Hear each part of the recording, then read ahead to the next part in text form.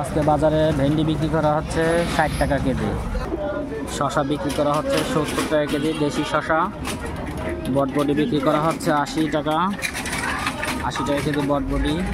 এখানে আছে কহি 70, তারপরে দন্দুল বিক্রি করা হচ্ছে 70, ঝিঙে বিক্রি করা হচ্ছে 70।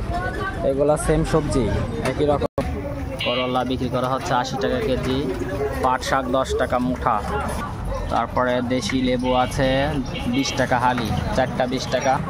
মিষ্টি কুমড়ার শাক আছে এক আটি 20 টাকা বিক্রি করা হচ্ছে, এক মুঠা 20 টাকা। মিষ্টি কুমড়ার শাকটা আবার খুব ভালো।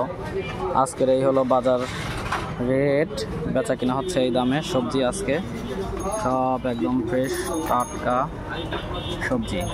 পাট শাকগুলো খুবই সুন্দর, একদম তাজা পাট শাক। তারপরে লেবু আছে, এগুলো অনেক ভালো। এটাই হলো বাংলাদেশের হাট বাজার। এই যে সাধারণ মানুষজন যাচ্ছে রাস্তা